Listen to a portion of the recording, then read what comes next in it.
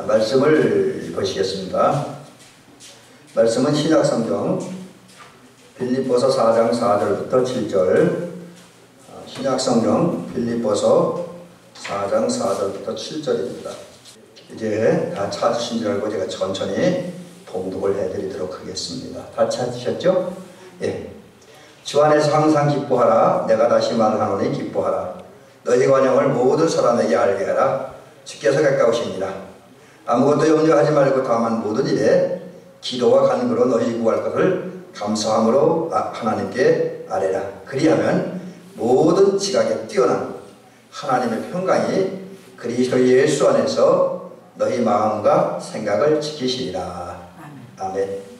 본문 말씀을 가지고 기쁨, 감사와 찬양, 기쁨과 감사와 찬양, 이런 제목으로 말씀드립니다.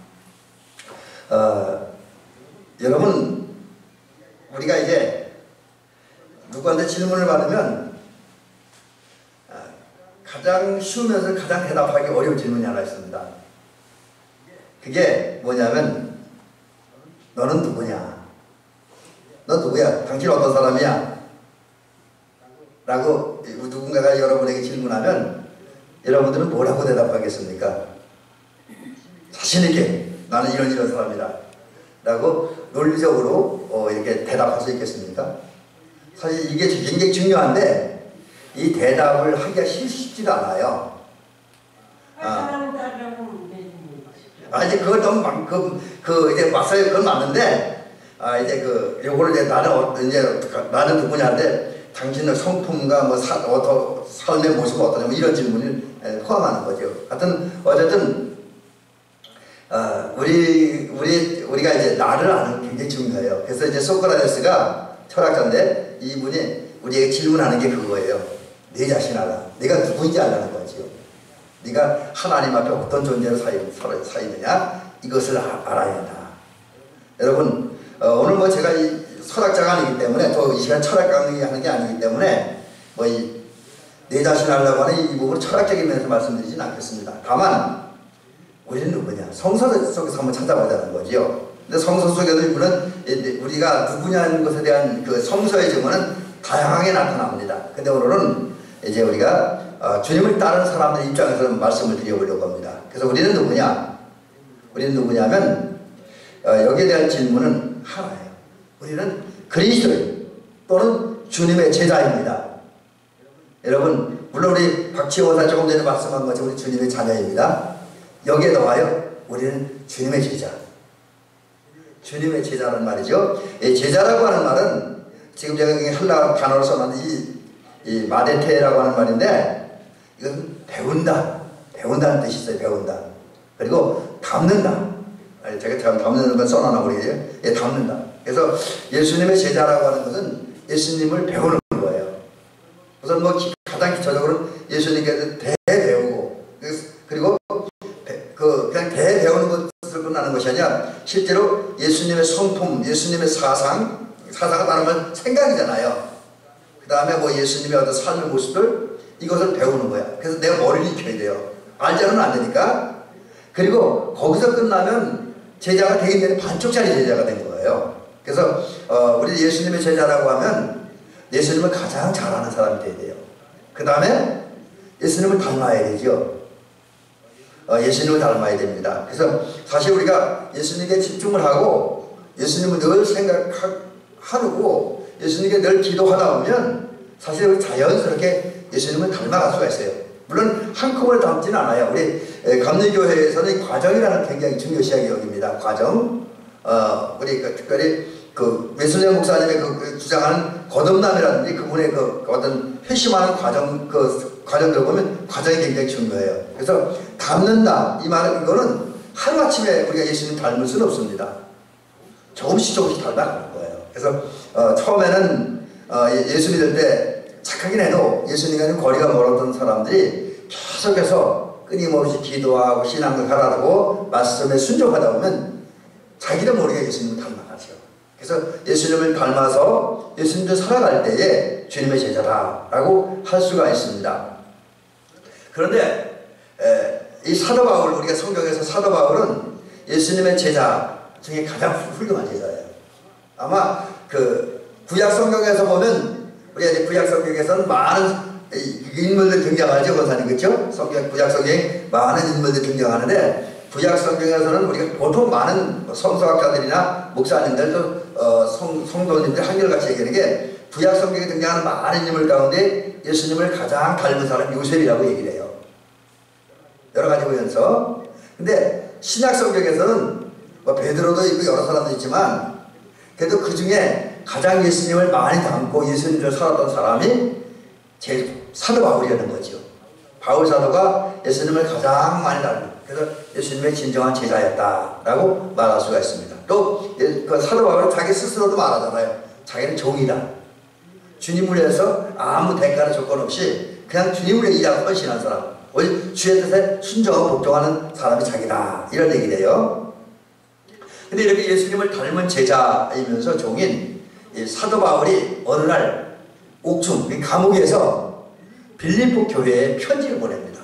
그래서 이제 우리 신약 성경을 분류할 때 특별히 그 이제 뭐 우리가 마태복음과 마가복음은 또 누가복음, 요한복음까지 복음서라고 그러잖아요.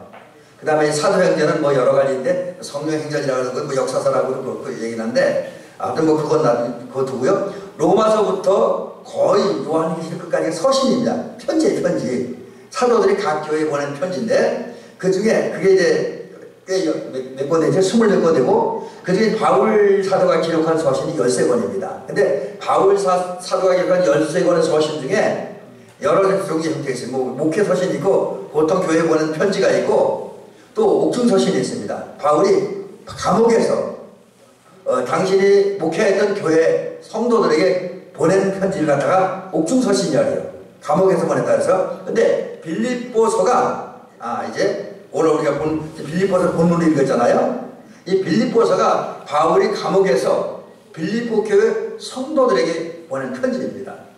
그러니까 이제 우리가 바울이 이 감옥에서 편지를 썼다 하니까 그게 좋은 환경, 좋은 상태에서 그런 그 기분 좋은 상태에서 사실 편지를 쓴 건 아니에요. 감옥에 있으니까. 여러분 감옥이라는 게 어떻습니까? 모르겠어요. 저는 감옥에는 안 가봐서 모르겠는데 여기 감옥 들어가 본 분들은 없죠? 참 다행이네요. 뭐 그렇다고 감옥에 있는 분들은 정죄할 수는 없지만요. 근데 그 감옥 비슷한 게 하나 있어요. 우리 남자들이 겪는 건데 우리 아마 정 목사님이 경험하셨을 텐데 그 남자들이 감옥 비슷한 걸 경험하는 게 어디 군대. 근데 군대를 보면 갑갑하고 답답해요. 물론 근데 여기서 외롭진 않죠. 주변에 친구가 있으니까. 근데 감옥은 자유가 없으니까 갑갑하지요. 근데 반면에 감옥은 그거 조금 더 해서 군대가 더해서 외롭고 힘들어요. 갇혀 있으니까. 그리고 뭐 다 그런 건 아니지만 어떤 죄수들은 독방이 있잖아요. 여러분 그 죄수들을 고문하는 것 중에서 가장 무서운 고문이 독방에 두는 거래요. 누가 그러더라고요. 저는 안 가봐 모르지만 누가 그래요. 그래서 그런 것 같아요. 제가 봐도. 전 여담입니다만 제가 가끔가다 그 TV에서 자연인을 보거든요. 산속에다가 조용히 사는 사람이 있어요. 근데 어떤 데 그분들이 부럽기도 해요. 그래서 가끔가다 사모님 보고 그래요. 여보 우리 목회 은퇴하면 산속에다 자연인처럼 살을까? 그러면 저 사람 싫대요. 근데 저도 그러다가 어느 순간 자연인이 싫어져요. 왜? 나는 혼자는 못 살고 그렇게 산속에다가 못 살 것 같아요. 그래서 참 힘듭니다. 그게 하여튼 자연인도 그렇고 감옥도 여기는 외로운 자리예요. 그게 힘들죠. 또 여러 가지 그 어떤 감옥의 어떤 프로그램에 따라서 움직이다 보니까 힘들기도 해요. 그리고 뭐 죄수라고 하는 건 죄수로 이제 판결 나서 당하는 형벌이기 때문에 사실 그 감옥에서 자기 마음과 생각을 아름답게 지킨다는 것이 어려워요. 그래서 그런 경우 얘기도 하잖아요. 우리 감옥 가서 사람들이 많이 망가진다 그러잖아요. 감옥 가서 우리 범죄하는 기술을, 범죄 종류를, 범죄의 정보를 배워온다 그러잖아요. 그만큼 감옥에서 선하고 아름다운 생각과 마음을 지킨다는 것이 어렵습니다. 그러니까 바울이 감옥에 있었다고 하는 것은 사실 성경에 보면 바울이 계속해서 그 교회 성도, 오늘 본문도 마찬가지 기뻐하라 감사하라 이런 얘기를 하는데 실제로 바울 사도 입장에서는 감옥에 갇혀 있었기 때문에 기뻐하기가 힘들었고 감사하기가 힘들었고 행복하기가 힘든 상황, 평안하기가 힘든 상황이었습니다. 왜? 그런 장소에 머물러 있었기 때문에. 한마 우리가 바울은 지금 억울한 자리에 있습니다. 사실 우리가 잘 알다시피 바울이 도둑질했습니까? 사기를 쳤습니까? 누굴 두들겨 팼습니까? 전혀 그런 거 없잖아요. 그냥 그가 한 일은 복음 전하는 것밖에 없어요. 그리고 복음 전하던 중에 어떤 사람의 어떤 소녀 속에서 귀신 쫓아내고 이런 것밖에 없어요. 오히려 선한 일, 착한 일을 했습니다. 그럼에도 불구하고 바울은 체포되어서 감옥에 갇혀있고 매를 맞기도 하고 여러 가지 제한된 삶을 살아가게 되죠. 그러니까 얼마나 억울했겠습니까? 그런데 예수님께서 바울에게 주신 은혜가 뭐냐? 감옥 속에 있는 바울에게 은혜를 주셨어요. 그 은혜 중에 하나가 여러 가지 은혜가 있지만 바울로 하여금 자기의 마음과 생각을 지킬 수 있게 한 거예요. 이 큰 은혜인 줄 믿습니다. 여러분 우리가 살면서 내가 처음에 가졌던 그 순수하고 깨끗하고 아름다운 마음 지키는 거 얼마나 가치 있는 일입니까? 제가 군대 생활할 때 한번 우리 후배들한테 그런 얘기를 했어요. 야, 너희들 군대 처음 올 때 그렇게 순수하고 착한 애들이 왜 한 10개월, 15개월만 되면 입이 걸레가 되느냐 그랬어요. 제가 왜 입이 걸레가 되냐 했더니 우리 권사님도 이해가 못할 수도 있는데 제가 군대 생활할 때만 해도 전방에서 군대 생활하다 보니까 이 친구들이 얼마나 변질되는지 처음에는 그래서 양심적이고 착하고 순수한 아이들이 말로 깨끗하게 하는 아이들이 한 10개월 정도 지나면 말을 할 때 그냥 조용히 이렇게 부드럽게 말하는 것도 그 말끝마다 욕을 붙여요. 쌍시오자를 붙이고. 그래서 말을 하는데 한 3분의 1 욕이요. 또 여러분 도둑질은 나쁜 거죠. 그거 알잖아요. 근데 군대에서는 처음에는 안 그런데 이것들이 한 10개월 또는 15개월 지나면 다 도선생이 돼요. 도선생. 그러면서 뭐라 그러냐면 자기가 아쉬운 남의 물건을 훔쳐다놓고 이건 도둑질한 게 아니라 관물이 국가의 물건이 위치 이동한 거래. 도둑이 아니래. 근데 그것 때문에 누군가는 또 혼나게 되죠. 처벌도 받게 되고. 그래서 이제 이렇게 보면서 사람의 생각을 지킨다는 게 참 어렵습니다. 그걸 느꼈어요. 근데 예수님은 바울에게 은혜를 주셔서 감옥이라고 하는 어려운 환경 중에 있었지만 그 신앙을 지키고 마음을 지키고 생각을 지키게 했어요. 선하고 아름답고 의롭고 거룩한 마음과 생각을 지키도록 도와주었습니다. 그런 주님의 은혜를 입은 바울이었기에 오늘 주님의 은혜로 자기 신앙을, 자기 아름다운 마음을, 거룩한 마음을, 거룩한 생각을 감옥에서 지켰습니다. 정말 큰 은혜인 줄로 믿습니다. 그러기에 바울은 빌립보 교회 성도들에게 편지할 때에 주 안에서 항상 기뻐하라. 주 안에서 항상 기뻐하라. 제가 이런 권면하는 것이 조금 전에 말씀드린 것처럼 어려운 바울은 주 안에서 항상 기뻐하라 말씀하셨습니다. 왜? 주님의 은혜를 받고 예수님을 사랑하고 예수님을 사랑하다 보니까 자기도 모르게 예수님의 마음을 품었기 때문에 주님이 주신 마음을 가지고 기뻐할 수가 있었습니다. 여러분 대한민국 성도님들도 주님을 믿고 기도하는 가운데 주님의 은혜를 받으시기 바랍니다. 특별히 여러 가지 많은 은혜를 받아있지만 어떤 상황, 어떤 환경 속에 여러분의 마음과 여러분의 거룩하고 아름답고 순수한 생각, 믿음을 지킬 수 있는 그 저와 여러분들이 되시길 주의 이름으로 간절히 부탁드립니다. 이게 가장 중요한 거죠. 자, 그렇다면 우리가 이제 주님이 주신 마음을 지키는 가운데 어떻게 살아야 되냐. 오늘 조금 전에 바울 사도가 주님의 은혜를 입은 다음에 권면했던 것처럼 항상 기뻐해야 됩니다. 실제로 바울의 삶은 기쁨을 충만했어요. 여러분 그 사도행전 16장에 보니까 그런 거 있잖아요. 바울이 빌립보에 가서 전도하다가 감옥에 갇혔잖아요.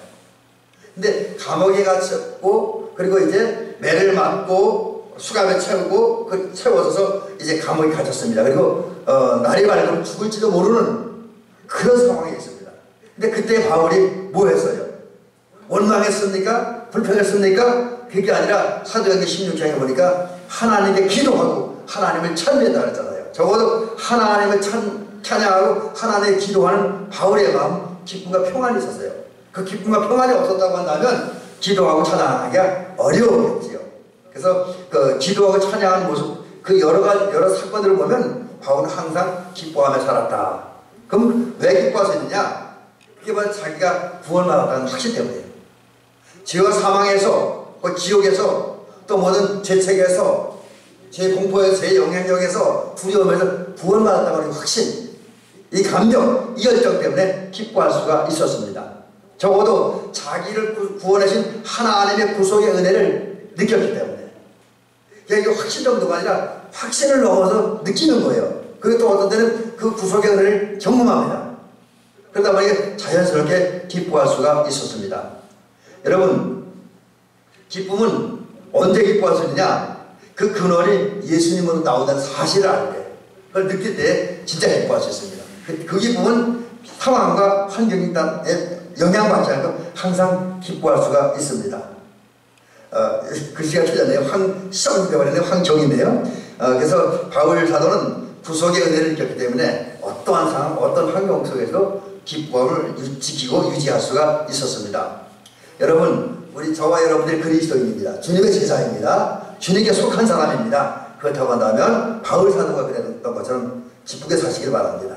여러분, 이제 얼굴에서 우리 얼굴이 어두운 그림자, 그리고 우리 이마살에서 저같이 내천자가 그려져 있으면 안 됩니다. 이 근심의 이 주름살이 있으면 안 됩니다. 우리는 구속의 은혜를 받았으니까 그 은혜의 근거를 두고 항상 기뻐하고 감사하는 그런 저와 여러분들 있기 바랍니다. 하여튼 어쨌든 우리 기뻐하려면 가장 기본적인 내가 구원받았다는 확신, 이 사실을 믿으시기 바랍니다. 근데 안 믿어집니까? 기도하십시오.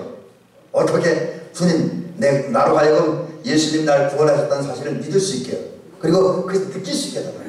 또 삶의 현장에서 주님의 구원을 조금이라도 경험할 수 있게 해달라고 기도하시기 바랍니다. 하나님께서 은혜의 힘으로 기뻐하게 될 줄로 믿습니다. 이제 기도하고 그 기도응답, 주님 성령의 역사하심을 통해서 구원의 확신을 가지므로 변치 아니하는 큰 기쁨 가지고 살아가는 은총길을 주의 이름으로 축원합니다. 두 번째는 우리가 그리스도에 살려면, 주님의 제자답게 살려면 이거 얼마 전에 설교했던 건데, 주 안에서 관용을 베푸는 삶을 사시기를 주의 이름으로 부탁드립니다. 관용이라는 건 너그러운 마음을 가지고 다른 사람을 용서하고 받아들이는 거예요. 서서 다른 사람이 좀 되게 섭섭해하고 잘못을 했다 할지라도 좀 용서해주고 받아들이고 또 선대하는 거, 이게 관용이라는 거죠. 아마 바울 사도 입장을 다시 한번 생각을 해보면, 바울 사도는 사람들에 대해서 서운한 면이 꽤나 많이 있었을 거예요. 빌립보에 가서 전도하다가 벌어진 일들, 귀신, 한 소녀 속에 들어가는 귀신을 쫓아내는데 그것 때문에 감옥에 갇히게 됐잖아요. 그런 자기를 감옥에 가두도록 고발한 사람들에서 섭섭한 마음이 많았을 거예요. 또 바울은 여러 지역에 다니면서 교회를 세우거나 아니면 이미 세워진 교회에 가서 목회를 했습니다. 정말 목이라는 내어질 정도로 아버지의 마음으로, 부모의 마음으로 성도를 살아가며 목회했을 것입니다. 근데 다 그런 건 아니지만 고린도 교회도 그 중에 하나죠. 또 갈라디아 교회도 마찬가지입니다. 바울 사도를 인정하지 않았어요. 바울 사도로 인정하지 않습니다. 가짜 사도로 인정을 했습니다. 그리고 바울을 배척한 사람도 있었습니다. 이런 부분을 생각할 때 자기의 공로, 자기의 사랑, 자기의 진심을 몰라주고 자기를 괴롭히는 사람들에 대해서 서운한 마음이 들 수도 있었을 거예요. 아마 웬만한 사람 많이 서운해했을 겁니다. 우리 그런 사람이 보통 내가 누군가에게 잘해줬는데 그 잘해줬던 사람이 나에게 좀 안 좋게 하고 나를 비난하고 많이 섭섭해하는 것을 많이 보잖아요. 바울은 똑같이 사람이었으니까 그런 마음을 가졌으리라고 여겨집니다. 하지만 그럼에도 불구하고 바울이 위대하다는 게 그거예요. 그 섭섭한 마음을 가질 수도 있었지만 그건 뛰어넘었어요. 그래서 여전히 바울은 다른 사람을 용서하고 용납하고 오히려 주님의 마음으로, 종의 마음으로 다른 사람을 섬기는 마음을 가지고 있었다라고 하는 거지요. 왜? 그 이유는 그겁니다. 예수님의 십자가의 보혈을 통해서 주님이 십자가에 달리신 피 흘려주신 그 보혈의 공로로 말미암아 자기 죄를 용서받았다는 확신, 느낌, 경험이 있었기 때문에 그게 가능했다라고 하는 거죠. 그러니까 여러분, 용서는 그쵸. 내가 다른 사람을 용서하는 것은 또 내가 용서받은 경험이 있어야 용서할 수 있어요. 또 사랑하는 것도 마찬가지인 것 같아요. 여러분, 맨날 저 어릴 때 부모들이나 주변 사람인데 조롱당하고 모욕당한 사람 사랑도 할 줄 모릅니다. 사랑을 받아본 사람이 하는 거예요. 그래서 여러분의 자녀들이나 손자, 손녀들이 사랑하며 사는 사람, 또 섬기며 사는 사람이 되려면 우리 먼저 믿고 먼저 세상에 오는 부모들이 사랑해주고 섬겨줘야 돼요. 그래야 자녀들도 섬길 수가 있습니다. 바울은 아주 감옥에는 적고 어두운 제한되는 환경에 갇혀 있었지만 오히려 십자가의 보혈을 용서받았다는 경험이 있었기 때문에, 그 느낌이 있었기 때문에 마음이 넓어졌어요. 포용력을 가졌어요. 그리고 그리스도의 사랑에 마음을 품었습니다. 그러다 보니까 넓은 마음을 가지고 자기에게 해를 끼친 사람들을 용서하고 용납하고 섬겨주는 그런 삶을 살 수가 있었습니다. 사랑하는 여러분, 우리 대변교 성도님들도 저 포함해서 모두가 이제 바울 같은 그런 마음을 가져야 줄은 믿습니다. 바울 같은 마음, 그래서 바울처럼 여러분 우리 마음을 좀 태평양같이 넓은 마음을 가질 수 있길 주의 이름으로 부탁드립니다. 정말 모두 내 입장에서가 아니라 나의 죄를 용서하신 주님의 입장에서, 주님의 그 입장에서 한번 생각해보면 우리가 사실 마음이 좁아질 이유가 없습니다. 주님으로부터 큰 죄를 용서받았으니 주님의 그 용서하는 마음을 생각하면서 주님처럼 넓은 마음을 가질 수 있기를 주의 이름으로 부탁을 드립니다. 또 우리가 기도하는 가운데 또 이제 성령의 기도하는 가운데 성령의 인도 충만받고 성령의 인도를 따라 살아가는 건데, 삶 속에서 여러분들이 주님의 마음을, 주님의 사랑을, 주님의 은혜를 느껴보고 경험해 볼 수 있기 바랍니다. 그러면 우리가 바울처럼 넓은 마음을 가지고 모든 사람들에게 관용을 베풀 수가 있습니다. 이 관용을 베푸는 저와 여러분들 되어주시기를 주의 이름으로 부탁드립니다. 이 같은 그 관용을 베풀기 위해서 구체적으로 우리는 좀 다른 사람을 좀 용서할 수 있기 바랍니다. 누가 조그만 거 해도 그저 거기에 맞서 혈기 부리고 그러지 말고 우리는 좀 큰 마음을 가지고, 넓은 마음을 가지고 좀 용서하며 살았으면 좋겠습니다. 우리 성경에 있잖아요. 우리가 다른 사람의 잘못을 용서해주지 않으면 주님도 우리 잘못을 용서해주지 않는다. 우리가 주님은 큰 용서를 받았으니까 우리도 다른 사람 용서하고 또 섬기며 살아야 됩니다. 그것이 우리를 향한 하나님의 뜻이고 예수님의 제자답게 사는 길입니다. 자, 이제 마지막 오늘 한 얘기 드리도록 합니다. 여러분, 우리가 이 기쁨으로 살고 주 안에서 관용을 베푼다는 것은, 여러분 우리도 사람이기 때문에 우리의 의지, 우리의 마음만 가지고는 할 수가 없습니다. 왜냐하면 사람은 전에 용서하며 살아야겠다, 또 관용을 베풀며 살아야겠다, 그러다가도 어느 순간 속이 좁아지고 또 용서하는 마음이 활 닫혀버리고 복수하고 싶은 마음, 그런 것을 가르쳐질 때가 있잖아요. 자, 이런 우리들이 용서도 할 수 있고 기쁘게 살 수 있고 관용도 베풀려면 하나님의 은혜가 필요합니다. 하나님의 은혜가 필요해요. 그런 면에서 우리가 하나님의 은혜를 받게 기도를 해야 돼요. 여러분, 바울 사도가 은혜를 많이 받았잖아요. 그 많이 은혜 받았다 보니까 모든 것이 합력하여 서원을 이룬다라고 선포했습니다. 그리고 뿐만 아니라 자기가 사도가 되고 주님의 일을 많이 한 건 하나님의 은혜다라고 고백을 했습니다. 여러분, 우리도 바울같이 많은 은혜 받았습니다. 이미 은혜 받았어요. 지금도 은혜 받고 앞으로도 은혜 받을 겁니다. 물론 그럴지라도 바울처럼 고난도 당할 수 있습니다. 어려움도 당할 수 있습니다. 빌립보 감옥에서 바울이 빌립보의 성도들에게 편지 보낸 것처럼 우리도 고난 당할 수 있습니다. 그러나 바울 사도를 생각한다면 우리 고난 당해서 낙심하지 말아야 돼요. 왜? 바울 사도를 보면 주의종답게, 주님의 제자답게 고난과 고통이 따를 때 슬퍼하거나 좌절하지 않았습니다. 우리 낙담하지 않았어요. 하나님께 감사했습니다. 그뿐 아니라 그런 고통이 올 때 그 어려움을 극복하기 위해서, 그리고 관용을 실천하고 기쁨을 이제 표현하기 위해서, 기뻐하기 위해서 기도했습니다. 근데 기도할 때 간절히 했고, 그의 기도 속에는 원망의 기도, 불평의 기도보다는 하나님의 은혜를 기억하며 또 주변의 교회의 많은 성도들의 사랑과 헌신, 그 믿음, 그 아름다운 삶을 보면서 감사의 기도를 많이 드렸습니다. 서신서를 보면 그것을 많이 볼 수가 있습니다. 이런 바울 사도가 우리에게 권면합니다. 그게 뭐냐면 자신이 기도한 후에 기도의 결과, 기도의 응답으로 기뻐하고 관용을 실천했던 것처럼 당신도 그렇게 하라는 거예요. 그래서 오늘 우리에게 주신 말씀이 아무것도 염려하지 말고 모든 일에 기도와 간구로 너희의 구할 것을 감사함으로 하나님께 아뢰라. 기도하라는 거죠. 기도할 때 하나님의 은혜를 받아서 우리가 감사할 수 있습니다. 여러분, 그러므로 우리도 이제 바울같이 위대한 하나님의 사람, 위대한 그리스도인, 위대한 주의 제자로 살기 위해서 감사해야 됩니다. 또 기뻐해야 되는데 특별히 우리의 감사는 그 문제가 있을 때, 어려움이 있을 때 감사해야 된다는 거죠. 그 감사를 하기 위해서 진정한 예수님의 제자, 예수님을 닮는 제자가 되기 위해서 우리는 바울 사도와 같이 기도하는, 특별히 기도할 때 우리의 기도는 감사의 기도를 더 많이 드리는 저와 여러분들이 되어야 될 줄로 믿습니다. 이제 결론으로 이런 말씀 드리고 오늘 설교 마칩니다. 여러분, 우리는 이제 주님의 제자이죠. 어떻게 살아야 됩니까? 예수 안에서 저와 여러분이 기뻐해야 됩니다.